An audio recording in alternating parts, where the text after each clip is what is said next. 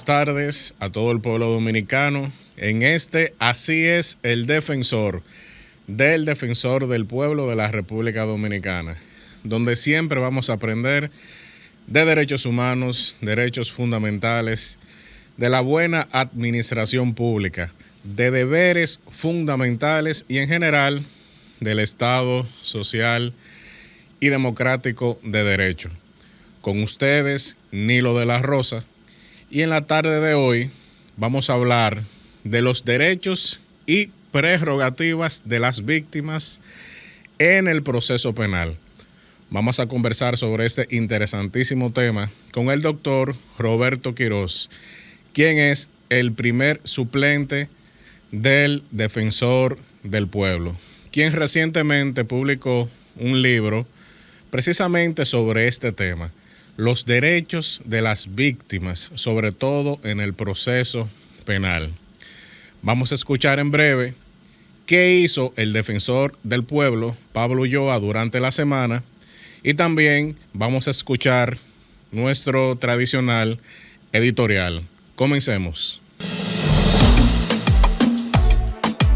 Desde Mao Valverde, el Defensor del Pueblo Pablo Ulloa anunció la puesta en marcha del Defensor Itinerante, un programa cuyo objetivo es acercar los servicios que ofrece la institución a las comunidades del país a través de acciones de promoción, educación y atención a los ciudadanos para orientarlos hacia dónde deben acudir ante vulneraciones de sus derechos humanos y fundamentales. Esta misma semana, la institución del Defensor del Pueblo firmó un acuerdo con las universidades Federico Enríquez y Carvajal, Félix Adam y la Eugenio María de Hostos, con el propósito de seguir fortaleciendo el desarrollo de las ramas del derecho a través del diplomado Constitucionalización del Derecho Administrativo y Garantía de Derechos, no solo para el beneficio de los estudiantes, sino para contribuir al desarrollo de cada ciudadana y ciudadano. El Defensor del Pueblo impartió la conferencia Importancia de la presentación de informes, rol de la Defensoría del Pueblo y vínculos con la sociedad en UNIBE. El encuentro cumple con el objetivo estratégico de contribuir al fortalecimiento de los conocimientos individuales. Los actores claves y estudiantes tuvieron la oportunidad de profundizar en la importancia del rol de las defensorías y la elaboración de informes participativos ante organismos internacionales. Pablo Ulloa firmó un convenio con la Universidad Autónoma de Santo Domingo con el fin de realizar acciones conjuntas para la concientización en materia de derechos fundamentales, promocionar y acercar los servicios del Defensor del Pueblo al estudiantado. Algunas de las acciones puntuales que establece el acuerdo son: colocar unidades de atención al ciudadano en las instalaciones de esta universidad, actividades académicas de investigación sobre derechos humanos y fundamentales, y a través de la Facultad de Ciencias Políticas y Jurídicas, impulsar programas de pasantías y programas académicos, entre otros. En otro orden, esta semana, el Defensor del Pueblo participó en el inicio del diplomado Constitucionalización del Derecho Administrativo y Garantía de Derecho en el Colegio de Abogados. Esto forma parte del programa de capacitación para elevar el conocimiento en materia de derechos para la construcción de ciudadanía responsable. Por otro lado, Pablo Ulloa se trasladó hasta la comunidad de La Sursa para recibir y escuchar los casos de esta comunidad sobre los desalojos que están enfrentando. También realizó un recorrido por la zona para ver las áreas vulnerables que están siendo afectadas por la contaminación existentes en esta zona. Y la Constitución Animada sigue cumpliendo con su objetivo de educar. Y es que el Defensor del Pueblo estuvo en la escuela Angélica Macé presentando la Constitución Animada para niños y niñas con el objetivo de concientizar a los alumnos y alumnas sobre los derechos y los deberes. La Constitución de la República establece en su artículo 3 que el gobierno de la nación es esencialmente civil, republicano, democrático y representativo, que se divide en poder legislativo, poder ejecutivo y poder judicial, que estos tres poderes son independientes en el ejercicio de sus respectivas funciones, que sus encargados son responsables y no pueden delegar sus atribuciones, las cuales son únicamente las determinadas por la Constitución y las leyes. Y cuando nos referimos a un gobierno republicano, es que no solo hemos optado por un gobierno del pueblo, por el pueblo y para el pueblo, sino que hemos optado también por establecer un gobierno de leyes frente al poder ejercido mediante decisiones impredecibles, antojadizas y arbitrarias de una persona o un grupo selecto de personas. A esto le llamamos el imperio de la ley. Un imperio de la ley que se constituye en la piedra angular sobre la cual se sustenta la legitimidad de nuestro ordenamiento jurídico y político. Por eso es que debemos tener claro que no todo lo que llamamos Estado, como organización jurídica de una o varias naciones, se puede llamar Estado de Derecho. Reiteramos, no todo Estado es un Estado de Derecho. Un ordenamiento jurídico o un sistema de legalidad no autoriza hablar sin más de un Estado de Derecho. Dicho de otra forma, un Estado dotado de un ordenamiento jurídico, de un sistema de legalidad, puede muy bien no constituir un Estado de Derecho. Designar como tal a todo Estado, por el simple hecho de que se sirve de un sistema normativo, constituye una imprecisión terminológica y conceptual que solo lleva a la confusión. Como diría el doctrinario y jurista italiano Guido Faso, desde este elemental punto de vista, el Estado de Derecho, como Estado limitado por la ley, se contrapone a cualquier forma de Estado absoluto en cuanto Estado ilimitado. Pero en la realidad y en la historia no se dan tipos puros de Estado, ni el Estado totalmente limitado y absoluto, ni el Estado perfecta, puntual y exactamente limitado. Lo que se da es una escala gradual de limitación. La cuestión entonces radica en saber a partir de qué momento, es decir, a partir de qué condiciones el grado de limitación existente autoriza a hablar de Estado de Derecho. En síntesis, un Estado sometido a una insuficiente limitación se denomina absoluto, pero una excesiva limitación significa, por otro lado, la negación y la real inexistencia del Estado. Se trata pues de una cuestión de límites. El Estado de Derecho existe cuando se instaura el imperio de la ley, es decir, cuando se crean las instituciones y mecanismos necesarios y adecuados para garantizar la igualdad de todos y todas ante el imperio de la ley. Muchas gracias. Estamos aquí en nuestro programa Así es el Defensor, del Defensor del Pueblo de la República Dominicana. En la tarde de hoy nos acompaña el licenciado Roberto Carlos Quiroz Canela, nuestro querido Roberto Quiroz, quien es el primer suplente del Defensor del Pueblo, con quien vamos a conversar sobre los derechos y prerrogativas. Vamos a hablar de la diferencia entre derecho y prerrogativa también, de las víctimas, sobre todo en el proceso penal. El doctor Quiroz es licenciado en Derecho por la Universidad Tecnológica de Santiago, de UTESA. También posee una maestría en Derecho Administrativo, Derecho Laboral, y es especialista en el proceso penal.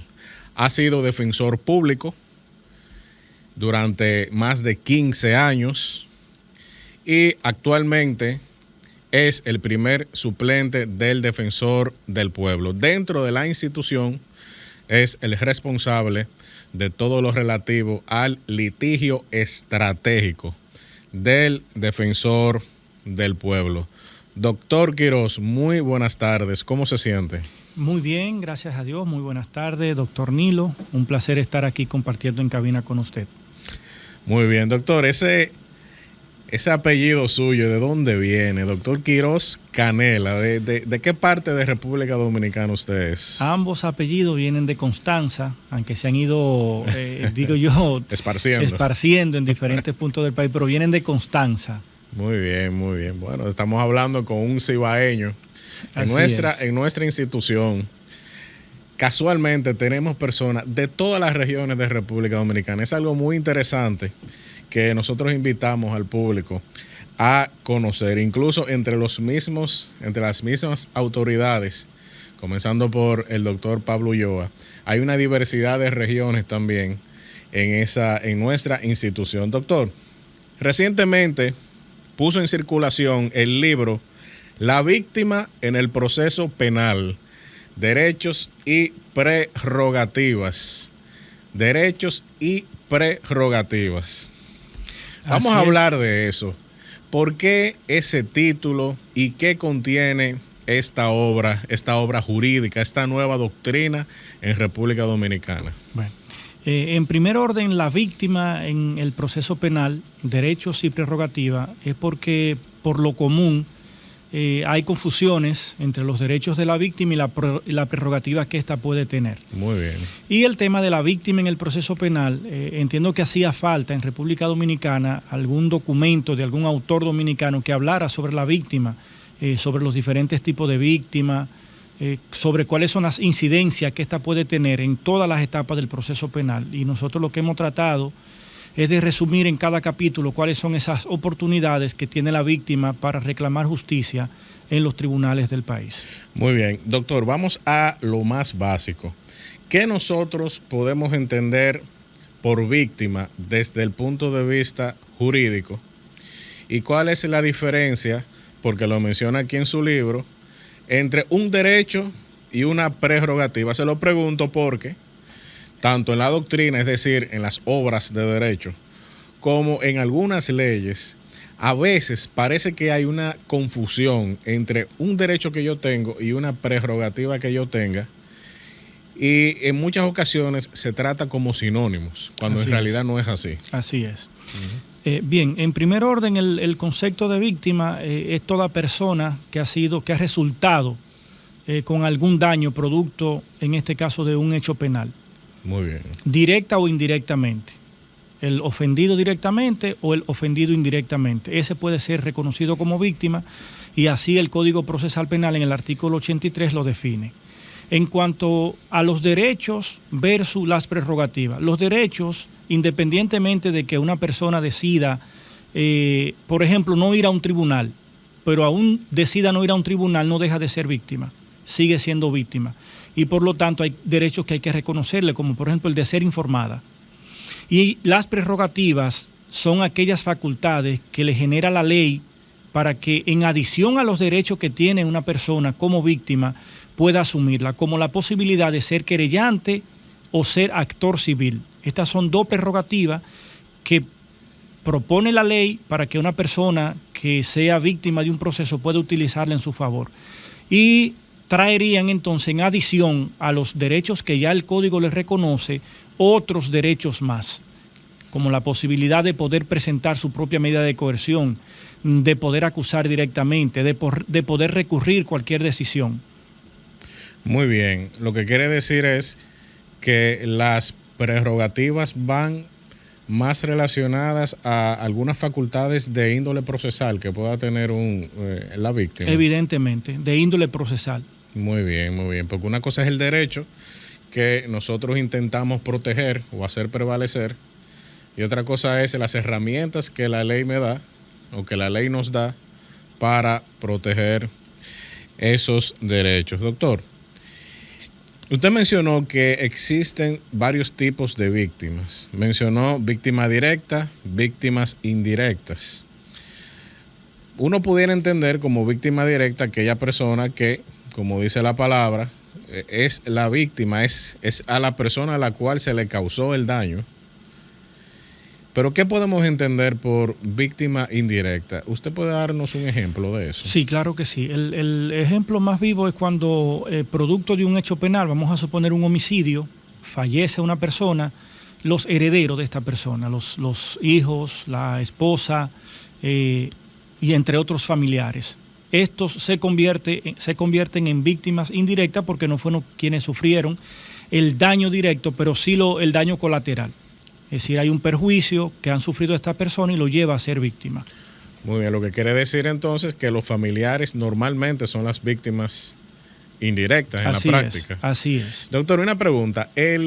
¿La víctima solamente puede ser una persona física, es decir, una persona natural, o también las personas jurídicas pueden ser víctimas de un delito o de un crimen? Claro que sí. O sea, las instituciones, las asociaciones, y así también lo establece el Código Procesal Penal en el artículo 85, 86, pueden los socios de hecho constituirse como víctima en un proceso, como querellante, como actor civil en un proceso. Muy bien. Y bueno, pero me refiero básicamente a una empresa. Una empresa puede ser víctima de constituirse como una víctima en un delito o un crimen, independientemente de si los socios pudieran o no pudieran constituirse en querellantes aparte de eso. Sí, las personas jurídicas pueden constituirse, pueden recibir un daño, un perjuicio producto de algún hecho que haya surgido y se pueden constituir. Muy bien. En nuestro ordenamiento jurídico, doctor Quirós, existe la posibilidad, como hay en otros países, que por ejemplo en España se le llama la acción popular, que de repente el ordenamiento jurídico permite que asociaciones, fundaciones, grupos sociales puedan interponer querellas y denuncias aún no siendo víctimas, pero con el interés de proteger la ley o de proteger la Constitución. Eso es posible en nuestro país. Aquí es posible cuando existen, diríamos, intereses difusos. La posibilidad de que asociaciones se puedan constituir en favor de mayorías de víctimas o de grupos, por decir. Artículo 53 del Código Procesal Penal permite que hayan asociaciones que se puedan constituir en ese sentido. El caso del medio ambiente sería un ejemplo de eso. Pudiera ser caso de medio ambiente, caso de transporte, ese tipo de casos donde se generan esos derechos difusos. ¿Y la corrupción administrativa también entra dentro de esa categoría?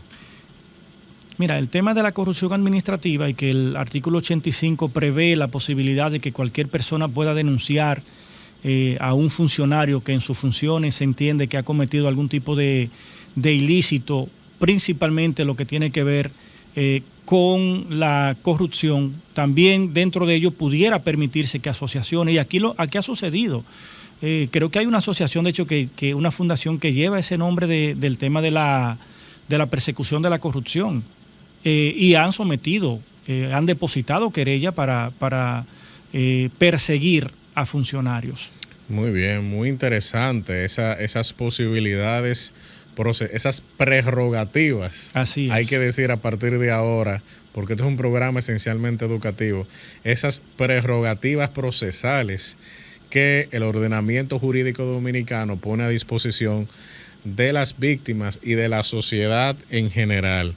Pero como todo aquí lo hablamos porque está fundamentado en la Constitución de la República, como es nuestra costumbre, vamos a escuchar ahora una cápsula de la Constitución animada para niños y niñas del Defensor del Pueblo. Adelante.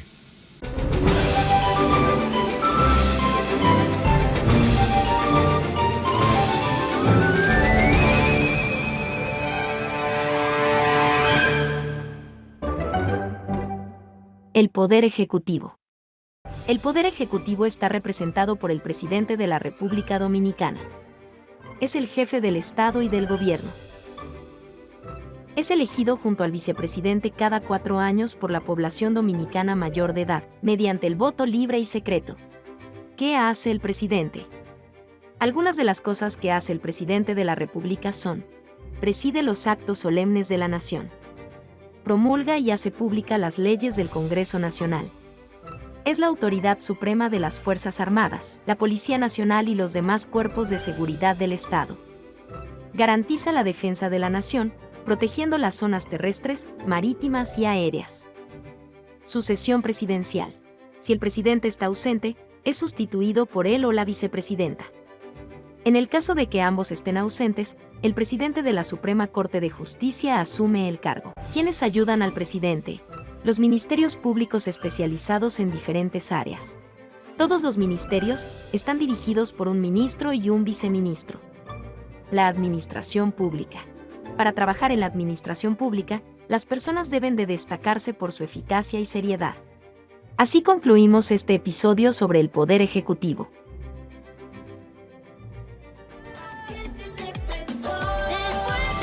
Estamos de vuelta en Así es el Defensor, programa del Defensor del Pueblo de la República Dominicana. Y estamos conversando con el doctor Roberto Quiroz Canela, quien es primer suplente del Defensor del Pueblo. Y estamos conversando sobre la víctima en el proceso penal, derechos y prerrogativas, y sobre la obra que recientemente el doctor Quiroz puso a disposición de la sociedad sobre este tema. Es decir, que es una nueva doctrina, es una nueva enseñanza en esta materia procesal penal, específicamente sobre las víctimas. Que Dios no quiera, pero en algún momento todos pudiéramos ser víctimas de algún crimen o delito, y tenemos que conocer esta figura, tenemos que conocer nuestros derechos como víctimas, y también tenemos que conocer nuestras prerrogativas en el proceso penal que juzga ese hecho. Doctor, vamos a hablar un poco de la obra. Vamos a hablar del prólogo. ¿Quién hizo el prólogo de su obra, La víctima en el proceso penal? El prólogo lo hizo el doctor Pablo Ulloa. Muy bien. Y en ese prólogo presenta una visión desde la óptica de un psicólogo, en el sentido de aspectos que él entiende que deben ser tomados en cuenta para que una víctima al final de un proceso sienta que se hizo justicia y que pueda encontrar redes de apoyo que le hagan entender cuál fue la magnitud de la justicia que se hizo. Muy bien. Y usted, como profesional del derecho, específicamente profesional del área del proceso penal, del procedimiento penal, ¿ha publicado obras relacionadas con el tema anteriormente? No con la víctima directamente, pero sí hemos publicado 2 ediciones de un libro de litigación penal, principio y fin, en donde se abarcan temas que tienen que ver con la forma de ir a los tribunales a conocer los procesos. Es decir, que sirve tanto para el que defiende víctima como para el que defiende imputado. Muy bien. Bueno, doctor, en otra ocasión usted mencionó que la víctima tiene una serie de prerrogativas, que puede poner una denuncia, pero mencionó algo muy importante: la querella y la constitución en actor civil. Porque nosotros vemos que la víctima en muchas ocasiones tiene a un fiscal. Y bueno, pero nosotros sabemos que el fiscal, más que a la víctima, representa a la sociedad, y en cierto sentido un poquito más concreto representa al Estado. Es decir, tiene esa política de la persecución del crimen y del delito. Por lo que no necesariamente la víctima y el Ministerio Público, es decir, el fiscal, no necesariamente están vamos a decir, armonizados en sus intereses. La víctima, para poder ser resarcida, para poder ser reparada, porque no es solamente lograr una pena, una condena de tantos años de prisión y de multa contra una persona, también hay un tema de la reparación de la persona, de la reparación moral, de la indemnización moral. La víctima necesariamente tiene que buscar un abogado aparte, y tiene que hacer todo eso que usted dice de querella, constitución, actor civil. ¿Usted puede explicarnos un poco sobre ese tema? Sí, te agradezco la pregunta, Nilo, porque me da la oportunidad, de hecho, de aclarar en primer orden una gran confusión que se da con el tema de denuncia y querella. Muy que bien. Hay diferencia. Denuncia la puede hacer cualquier persona, no tiene que ser la víctima propiamente. Pero para que se proponga una querella, tiene que ser una víctima que se constituye en querellante a través del concilio de abogados, a través de un abogado que hace esa instancia, la cual la firma y con la cual firma también la víctima, para poder ser representado en justicia y poder pedir penas. Pero asimismo, esa querella puede tener una constitución en actor civil que permite que esa víctima, aparte de la pena, que pudiera ser diferente a la del Ministerio Público, pueda proponer indemnizaciones, tanto morales como civiles. Si no existe una constitución en actor civil, no habrá la posibilidad de que exista la condenación en materia económica, en materia pecuniaria. Y si la víctima no se constituye, solamente va como víctima al proceso, ni siquiera podrá pedir pena. Tendrá derecho a ser escuchada, a ser informada y pudiera tal vez tener el derecho a recurrir a algunas decisiones, pero para ello tendría obligatoriamente que constituir abogado, para esa última parte del recurso. De acuerdo, porque eso yo se lo pregunto, porque muchas veces, y eso lo hemos visto incluso hasta en el Defensor del Pueblo, que a veces llegan casos de personas que entienden que su caso no se está moviendo en la justicia y resulta que muchas veces las víctimas, que en ocasiones son personas desvalidas, sin recursos, entienden que el Ministerio Público las está representando en su totalidad. Y a veces se sorprenden con este hecho de que el Ministerio Público no solicita en su favor, vamos a decir, indemnizaciones y reparaciones morales, económicas, patrimoniales en favor de la víctima o de las víctimas indirectas, doctor. Sí, es que si no hay una constitución no es posible. Y el Ministerio Público, aunque haya la constitución de actor civil, no puede pedir condenaciones civiles. El Ministerio Público solamente persigue el aspecto penal.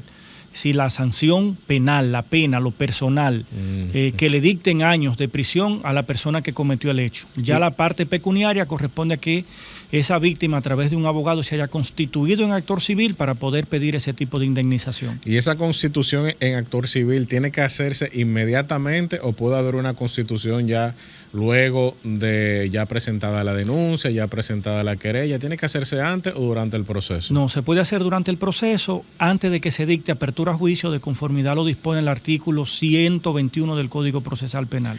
Doctor, ¿y el Ministerio Público, es decir, el fiscal, para que la gente no se entienda, el fiscal no puede pedir indemnizaciones, esas condenas civiles en favor de la sociedad y del Estado?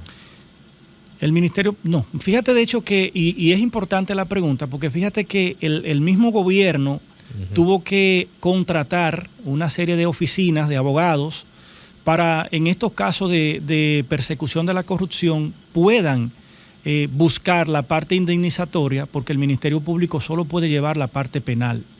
Solamente en los casos que se trate de personas incapaces, pudiera el Ministerio Público entrar en la materia de la indemnización. En los demás casos, obligatoriamente, esa víctima debe de estar constituida. ¿Y jurídicamente a qué nos referimos con personas incapaces? Personas que tienen algún tipo de interdicción que le impide por sí sola reclamar justicia, sea que una persona demente, un menor de edad, etcétera, etcétera, etcétera. De acuerdo. Doctor, el Código Procesal Penal es muy interesante en cuanto a algunos aspectos de las acciones penales, es decir, de la naturaleza de algunos tipos de persecución penal. Entonces, a veces vemos que en algunos participa el fiscal, en otros el fiscal participa pero no tiene una voz cantante, y en otros procesos penales el fiscal ni siquiera participa. Incluso hay diferentes tribunales, hay algunos tribunales que son de 3 jueces. Nosotros lo podemos ver en la televisión o cuando vamos al Palacio de Justicia vemos un tribunal colegiado, pero también vemos que hay tribunales penales que son de una sola persona, es decir, de un solo juez.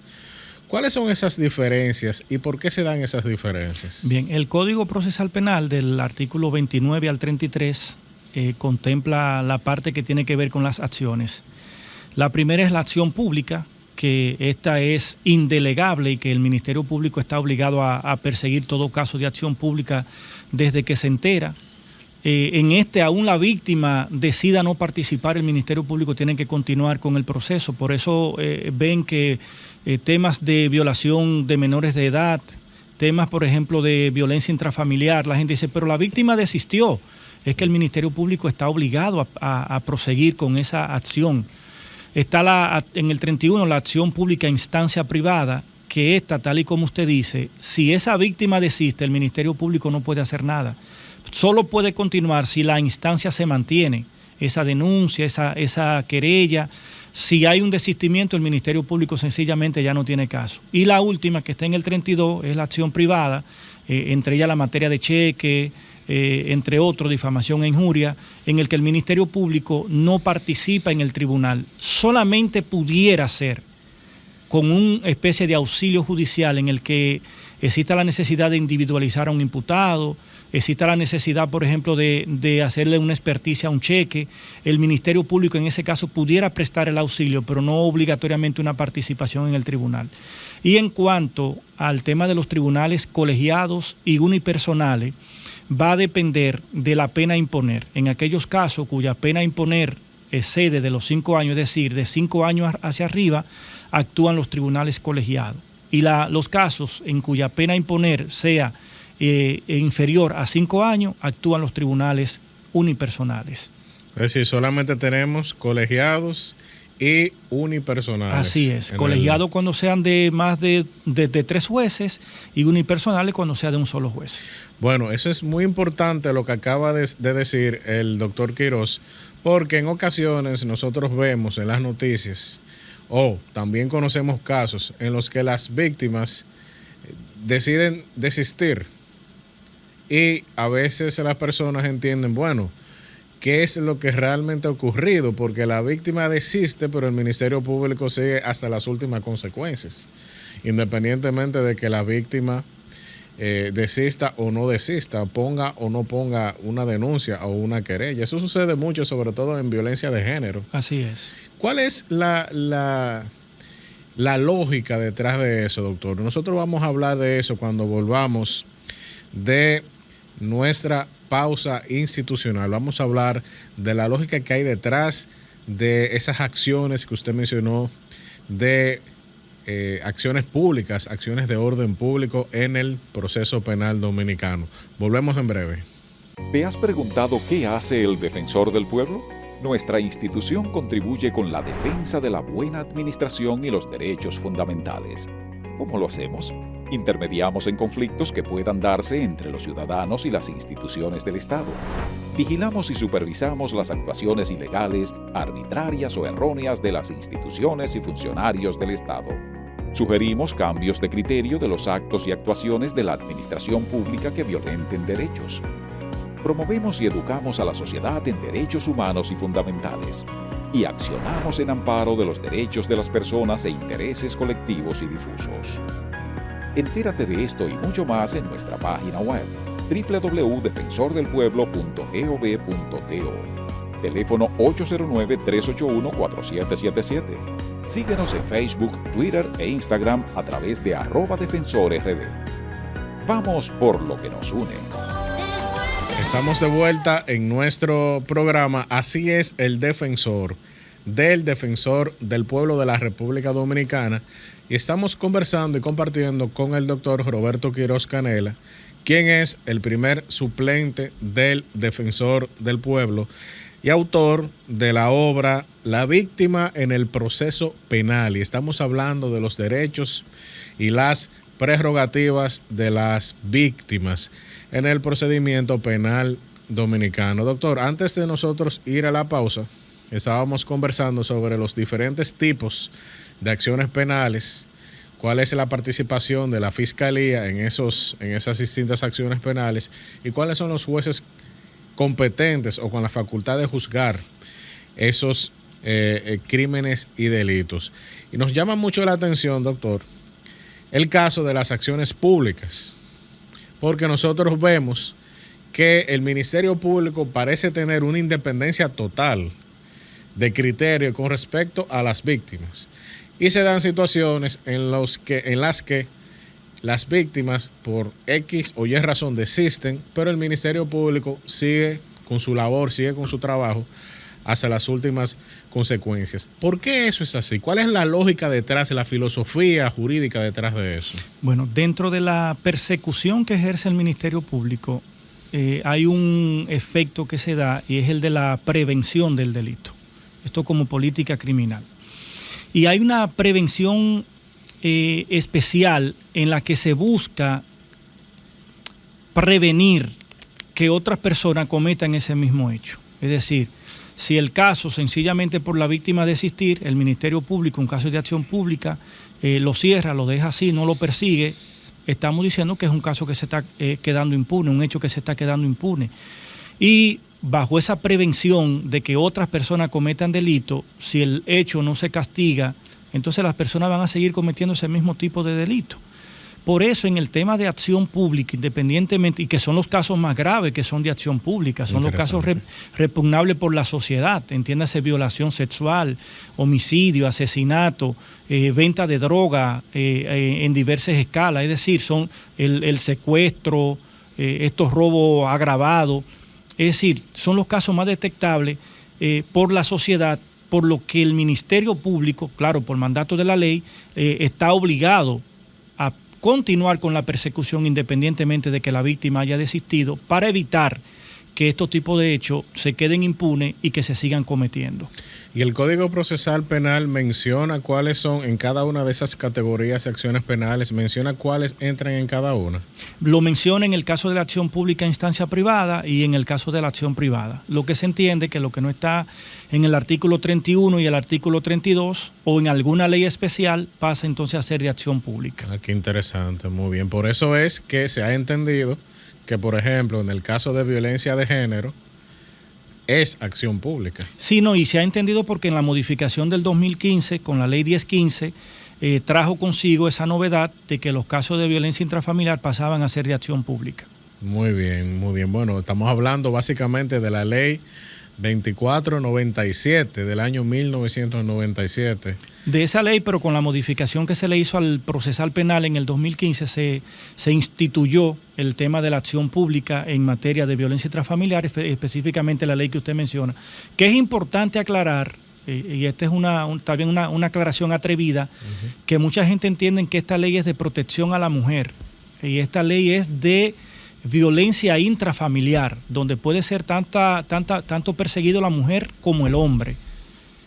Muy bien, bueno, y también eso se basa sobre todo en el artículo 39 de la Constitución, que hay un principio de igualdad. Así es. Es decir, tanto el hombre como la mujer tienen los mismos derechos y las mismas prerrogativas. Así es. Que no es lo mismo, de acuerdo a las enseñanzas del doctor Quirós, en el proceso penal. Puede darse violaciones, puede darse todo tipo de conductas inadecuadas, tanto contra el hombre como contra la mujer, y ambos tienen el mismo derecho a denunciar y querellarse en ese sentido.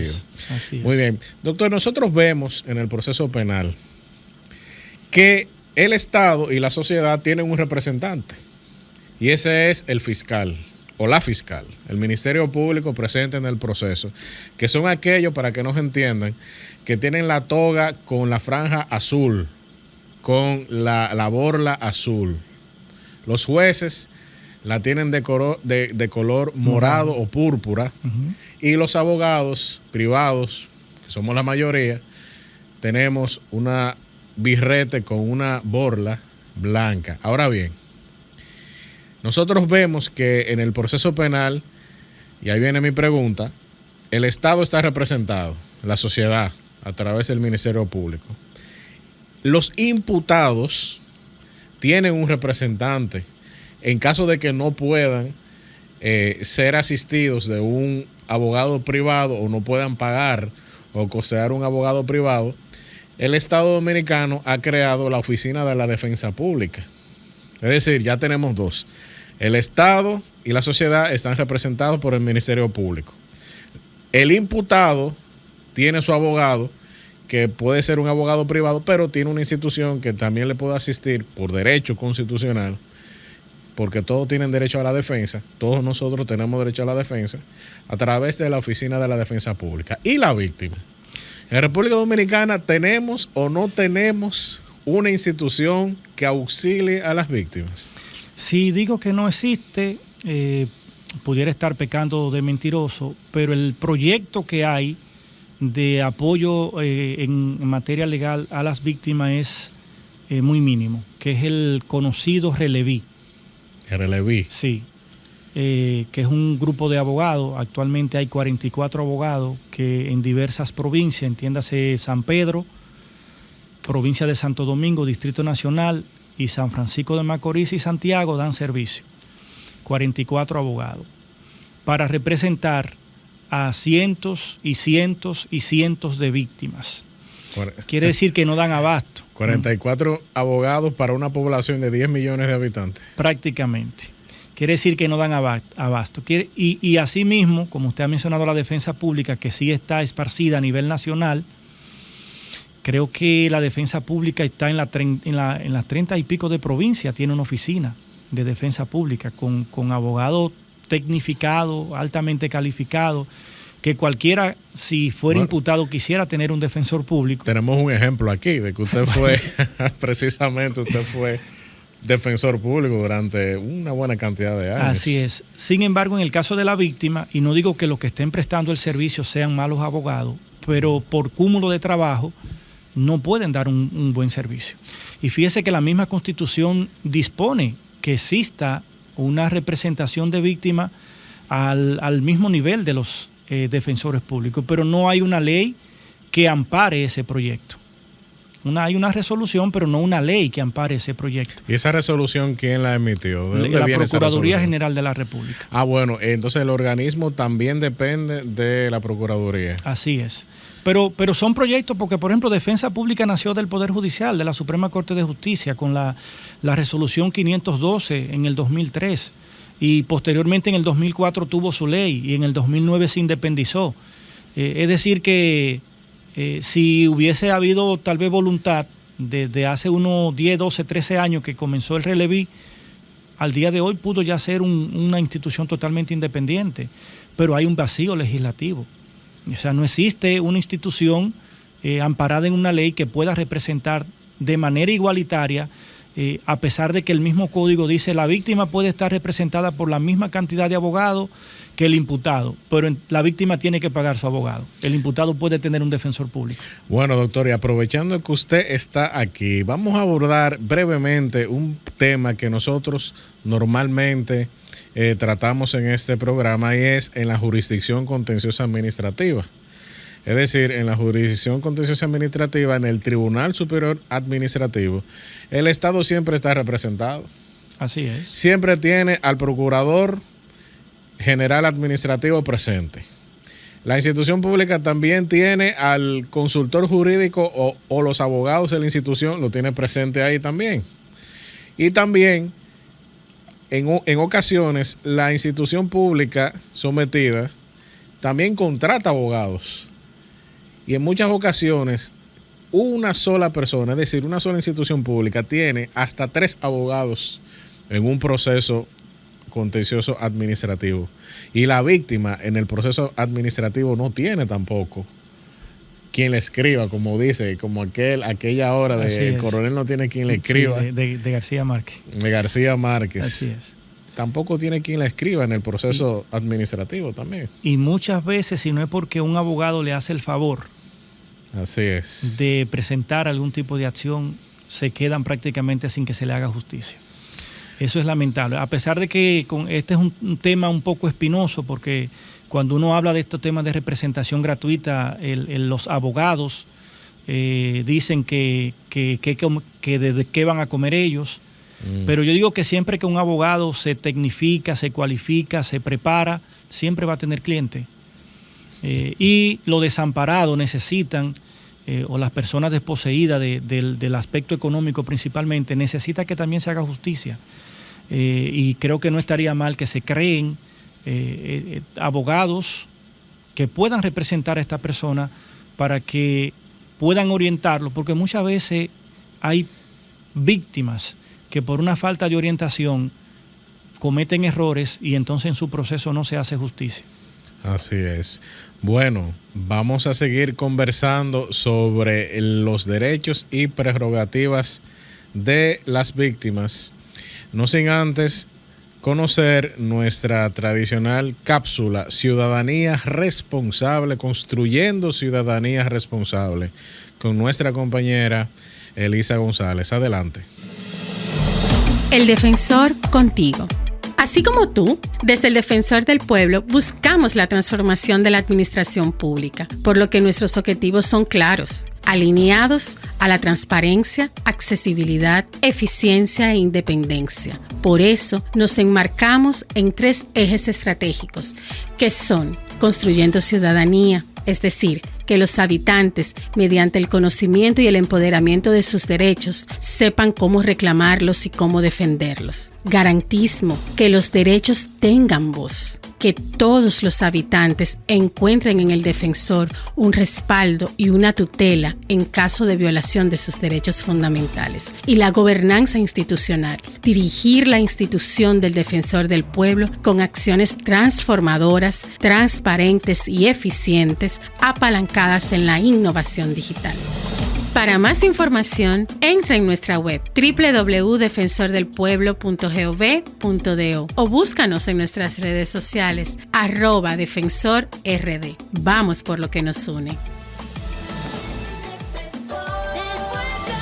Estamos de vuelta en Así es el Defensor, conversando en la tarde de hoy, precisamente el Día de las Madres en República Dominicana, el ser más querido de todos nosotros, nuestras madres. Y estamos conversando con el doctor Roberto Quiroz sobre los derechos y prerrogativas de las víctimas. Y ya hemos visto que en República Dominicana al día de hoy no se ha desarrollado de una forma adecuada, aunque sí hay antecedentes, ya sí hay precedentes por parte de la Procuraduría General de la República para defender los intereses de las víctimas, porque ya hemos visto que el Estado, la sociedad y los imputados tienen sus instituciones debidamente establecidas. Doctor, ¿eso quiere decir que en República Dominicana necesitamos una ley, una norma que desarrolle los derechos y prerrogativas de las víctimas, por lo menos en el ámbito penal? Que desarrolle por lo menos la institución, porque en el Código Procesal Penal están establecidos los derechos y las prerrogativas. Muy bien. Pero sí una ley que crea la institución, pudiera ser un instituto de víctimas, donde de hecho se hable de esos centros en lo que esas víctimas que pueden correr el riesgo de perder hasta su vida sientan protección. De acuerdo, ¿no? Y también aquellas víctimas indirectas que son tan importantes. Así es. Porque estamos hablando normalmente de la familia, y qué más importante que la familia dentro de lo que es la planificación de las políticas públicas. Y existen antecedentes a nivel regional, a nivel continental, de esas iniciativas para la protección, digamos, orgánica de las víctimas. Justamente en la puesta en circulación del libro, la encargada del Releví, Alba Corona, habló de una experiencia reciente que ella tuvo en Guatemala, donde se estaba inaugurando un instituto para víctimas, donde se le va a dar el servicio a la víctima, no solamente legal, psicológico, psiquiátrico y de toda índole, para que esa víctima de manera integral pueda sentir que en su proceso se está haciendo justicia y que hay redes de apoyo para que ella pueda tener con quién conversar, para que pueda sentir ese acceso a la justicia de manera igualitaria. Bueno, miren qué interesante de que esa iniciativa que hay en Guatemala, que usted mencionó, en Guatemala, el enfoque no es única y estrictamente la Constitución en actor civil, sino que también hay otros aspectos de índole moral, de índole psicológico, familiar también. Eso es muy importante, doctor. Sí, porque es que una víctima, antes de llegar a la posibilidad de recibir a través de una sentencia una indemnización, necesita obligatoriamente seguimiento psicológico, porque hay traumas. Por ejemplo, una madre que pierde un hijo producto de un asesinato, de un homicidio, queda totalmente desarmada. Y esa madre, durante ese proceso, lo más que puede sufrir en muchas ocasiones son revictimizaciones. Cada vez que va a un tribunal o que va donde un fiscal o que va a la policía a recordar el suceso de lo que le pasó a su hijo, a tener que repetir lo mismo, está sufriendo una especie de revictimización. Y esa es una madre que necesitaría un tratamiento psicológico para poder no digo curar directamente, pero por lo menos sobrellevar su situación. Bueno, qué interesante. Y bueno, y a mí en lo personal me encantan esas políticas, porque esto sería una política pública integral.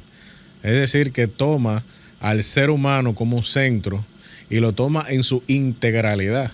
Es decir, una especie de humanismo integral, donde no solo se toma en cuenta un aspecto, sino que se toman en cuenta todos los aspectos que tienen que ver con las víctimas. Y en este caso usted menciona precisamente en el día de hoy el tema de las madres, aquellas madres que han perdido a sus hijos en crímenes y delitos en nuestro país, que no necesariamente llegan a un punto de justicia puramente económica. También hay un tema de laceración de su alma, de la laceración de su espíritu, de su psicología, de su bienestar emocional, que también es muy importante atender porque estamos hablando de personas. Doctor, y para finalizar, ¿cuáles son sus recomendaciones generales, aparte de la creación de un instituto, etcétera, etcétera, sobre los derechos de las víctimas, derechos y prerrogativas de las víctimas en el procedimiento penal dominicano? Permíteme felicitar a todas las madres del país y establecer en cuanto a este punto que nunca una madre está preparada para ver morir a un hijo. No está programada no biológicamente. Está programada, así es. Los hijos sí tal vez están programados por un tema de designio de la vida, de que ver que sus padres puedan fallecer. De hecho, cuando una madre pierde un hijo, eso no tiene un nombre. Cuando es el hijo que pierde la madre o el padre, es huérfano. Así es. Bien, en cuanto a las recomendaciones, en primer orden, en el mismo libro nosotros planteamos la necesidad de que se cubra el vacío legislativo para crear esa institución a través de una ley en República Dominicana. Pero por demás, y en lo que llega a esa ley, hago recomendaciones directas a los actores principales, fiscales, jueces, abogados, que tienen ese deber de representar o de asistir a una víctima, que se preocupen por no revictimizarla. Revictimizarla hasta con el trato, porque muchas veces una persona va a justicia y la sientan ahí, que pasa el día entero y en la tardecita se suspende la audiencia, pero nadie sale a explicarle. Tal vez lo único que le dicen, mira, se suspendió para tal día, sin decirle por qué se suspendió. Sin decirle o sin preguntarle cuáles fueron los sacrificios que esa persona tuvo ese día para poder ir a justicia. Sin preguntarle si tiene trabajo, si tuvo con qué cubrir el pasaje ese día. Es un sinnúmero de cosas que se dan hasta que llega un momento que esa persona se cansa y deja de ir al proceso. Luego solo le queda decir que la justicia se vendió. Pero ese decir que la justicia se vendió fue por una falta de orientación para que ella pudiera preocuparse en darle seguimiento a ese proceso. Y son recomendaciones que nosotros hacemos buscando que en lo inmediato fiscales, jueces, abogados puedan instruir a la víctima, puedan orientarle, puedan asesorarle de manera real de lo que es el proceso. Hemos visto víctimas que en un proceso de un homicidio cuya posible pena a imponer es hasta los 20 años, pero la víctima quiere que sean 30 años. 30 años, y cuando escucha que el tribunal dicta una pena de 20 años, comienza a vociferar que los jueces se vendieron, porque quería una pena de 30 años, pero tal vez nadie le explicó que en ese proceso no procedía una pena de 30 años, que la que procedía era la de 20 años. Y dirán, bueno, pero tenían que ponerle los 30 años porque le mataron a su hijo. Sí, pero había que orientar a esa señora para que entendiera cómo funciona el proceso penal en República Dominicana, cómo están diseñadas las leyes de República Dominicana. Entonces son de las cosas que nosotros proponemos para que las víctimas al final, no solamente en cuanto a lo que puedan ver, sino en cuanto a lo que necesitan saber. Muy bien, bueno, y como todos nuestros invitados que vienen aquí, les prometemos que en otra ocasión vamos a seguir profundizando sobre el tema de los derechos y las prerrogativas de las víctimas, sobre todo en el proceso penal. Y como hemos hablado de las madres, nos vamos a despedir para vernos en un futuro próximo, el próximo domingo de 3 a 4, para seguir conversando sobre temas interesantes de derechos humanos, derechos fundamentales y Estado democrático, social y democrático de derecho. Y les dejamos con una felicitación a todas las madres de República Dominicana y a todas aquellas mujeres que sueñan en algún momento o tienen planificado o tienen la intención y tienen la apertura también de ser madres, porque no hay cosa más amorosa, no hay persona que represente más a Dios en la tierra que una madre dedicada a sus hijos. Y los dejamos con nuestro tradicional y por todos conocidos, el himno a las madres de doña Trina de Moya. Nos vemos el próximo domingo.